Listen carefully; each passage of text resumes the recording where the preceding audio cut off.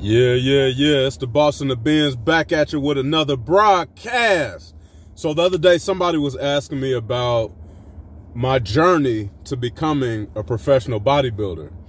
And it only took a moment for me to declare that my dream developed my drive.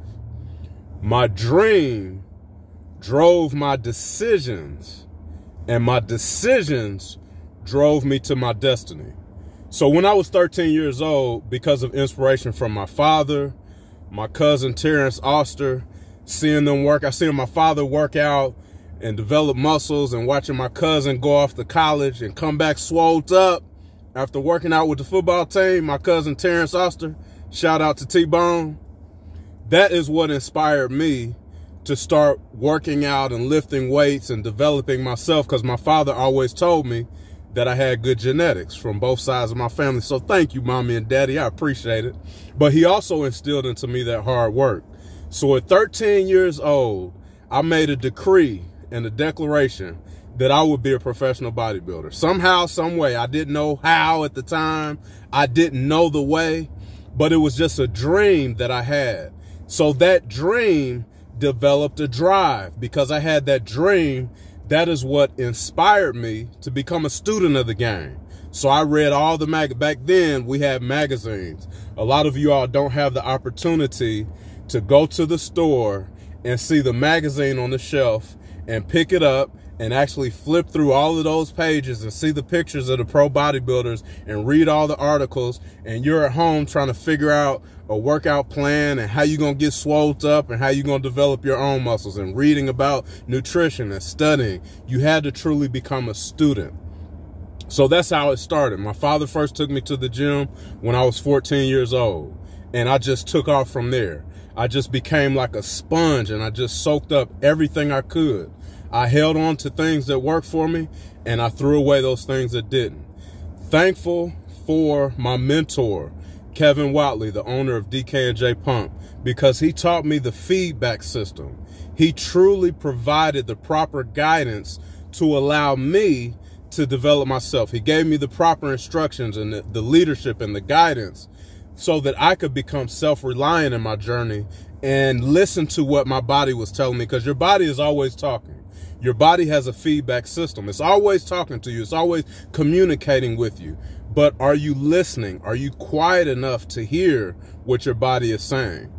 So I took all that and I allowed this dream that I had, this vision that I had set forth in my mind, to create and develop and shape my reality. So because I had a dream to become a pro bodybuilder, I knew there were certain steps that I had to take. I became a student of the game, so I'm learning, okay, I need to eat right. I need to work out consistently. I need to develop a certain body part split. I need to practice my posing. I started to implement all of these pieces in the puzzle and put them together, and I allowed my dream to develop my drive.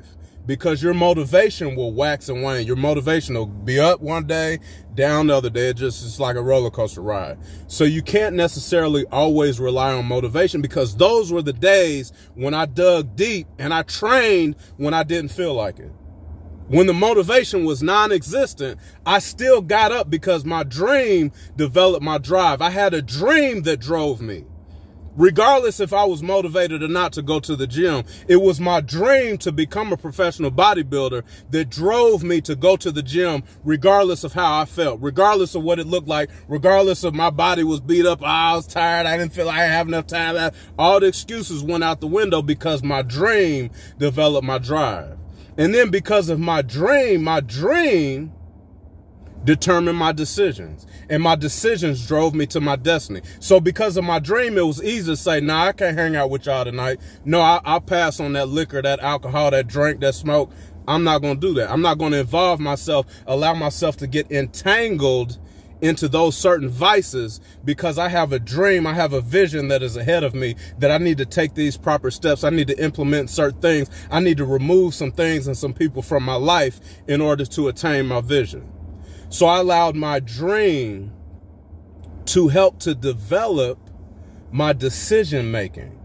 And it was my decision making that drove me to my destiny. because I made certain decisions. I said yes to healthy eating, yes to going to sleep on time, yes to developing a healthy regimen and routine, and yes to working out consistently, yes to working out with high intensity. I said yes to those things, but I also had to say no to a lot of things, and I had to make a lot of sacrifices. But because I had that dream, it was always worth it.